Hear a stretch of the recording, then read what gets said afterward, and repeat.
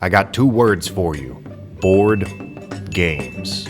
We're doing those now too. Ghostfire's making a friggin' tower defense board game set in the Grim Hollow world, where 1 to 4 players work together to defend their little outpost from the millions and billions of monsters in the woods. The game's funding campaign is going up on GameFound on the 26th, and you get a neat little pin for free if you're early. I honestly haven't been this legitimately excited for a product since Sunken Isles. This whole layout where you take turns as players to light fires and reveal monsters and then run screaming back to the home base, it seems like a lot of fun. It's got character sheets with items and upgrades, little villagers that help you not die, and a whole bunch of other cool stuff. The game's designed by Peter Lee, who, if you didn't know, did Lords of Waterdeep and Tyrants of the Underdark. He knows his stuff, so do he team. Ghostfire's consistently collecting all the best people to make their stuff. So if you want to stay updated, go ahead and click that link down there. Here's a video. My lady friend really likes brewing potions and running storefronts and farming and stuff in games, and if you'd believe it, she likes these.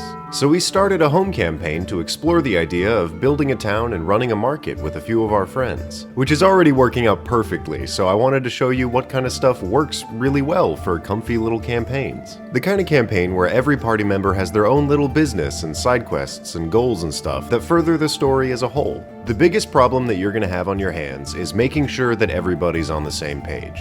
If you just show up to a session with a blank battle mat and say, you guys gotta build a big city and make a big money, nobody's gonna have any idea what to do. So you gotta do some legwork. My first instinct is always to ask what each player wants from the campaign and from their characters, but it's actually better to let them know the style of the campaign that you want first, like Stardew Valley or Minecraft or Slime Rancher. And then just go ahead and start out with a classic campaign opening. Everybody gets to meet in character, and they get to do about 1 to 4 sessions where, say, they head out and journey to a place that you created to be their new home. I did this with the classic Bodyguard intro where they took a centaur man named Mr. Biggs to a lake. When they got there, after crossing a bridge, their way back home broke, because Mr. Biggs was too Biggs. They went a little further and found a big-ass dungeon with ominous, glowing, stinky evil that they couldn't enter without Mr. Biggs' key, so he goes ahead and tries to use it, and then explodes into a million bajillion pieces and became a ghost that now haunts their new outpost. And he also thinks maybe this dungeon and its treasure is too scary for right now. This solved about 1,000 of my problems, so let me tell you some stuff that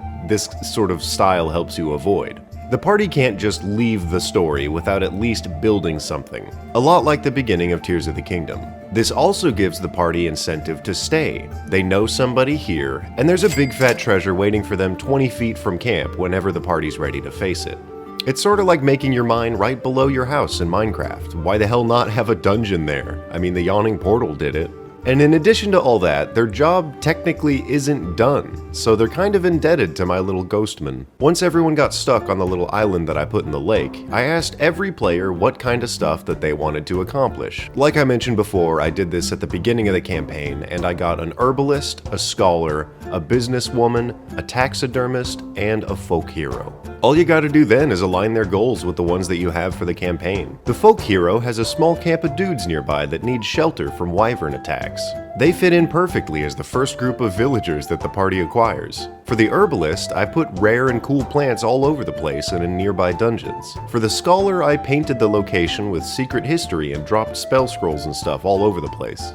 For the businesses that the party is no doubt going to build, I added a nearby trade path that they can build to. I also added a few neighboring cities that they could trade goods with, and a rival company. They did that in Dragon Heist, which I thought was awesome. For the taxidermist, which was an awesome idea for a character, I had to create a whole market of weirdos that would actually buy his stuff, and give him creatures to boot that he can hunt down and sell. So everybody's got their own things that they're doing, and like a good little dungeon master, all you have to do now is take 2 player goals at once and make a short mission out of it.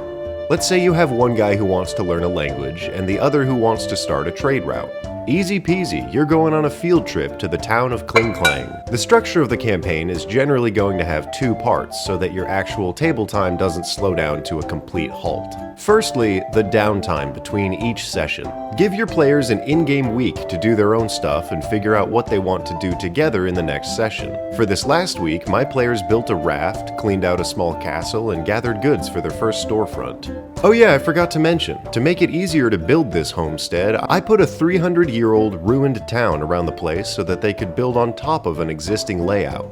In this next session, I want to actually introduce their first villagers, which is a small goblin clan who left their home due to overpopulation. Then once you've got your commoners, start slapping down local trader NPCs to add life and variety to the world, like a dungeon-delving shepherd who knows the local hotspots, or a traveling caravan that might stay at the party's place for a week each month. Stardew did so much stuff correctly, it's crazy.